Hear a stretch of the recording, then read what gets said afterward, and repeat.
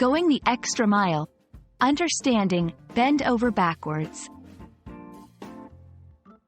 Hello, everyone. Welcome back to our channel, where we make learning English easy and fun. Today, we're diving into an interesting English phrase, bend over backwards. It's a phrase you might have heard in movies, songs, or even in everyday conversations. But what does it really mean, and how can you use it correctly? Stick around as we explore this expression in detail. The phrase, bend over backwards, is a figurative expression used to describe someone who is making a great effort to be helpful or accommodating. It implies going out of one's way to assist someone else, often more than what is normally expected. The imagery suggests putting oneself in an uncomfortable or challenging position to help another person, much like the physical act of bending one's back in an extreme way.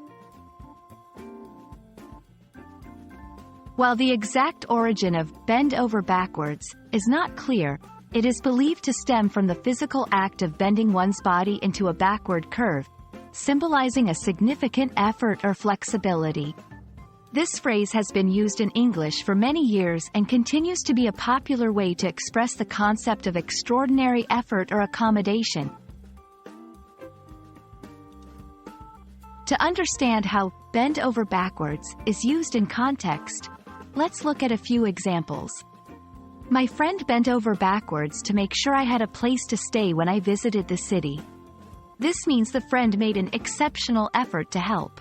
The company is bending over backwards to ensure customer satisfaction. Here, it implies the company is going above and beyond to make their customers happy.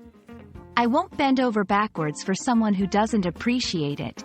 This sentence suggests the speaker is unwilling to make a great effort for someone ungrateful. Incorporating bend over backwards into your conversations can add depth and vividness to your speech.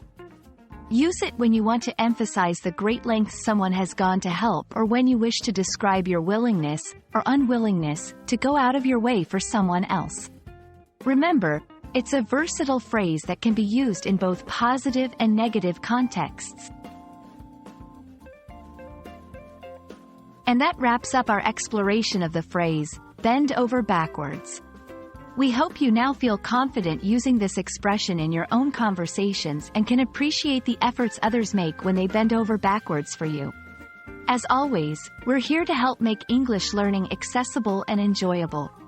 If you found this video helpful, don't forget to like, share, and subscribe for more.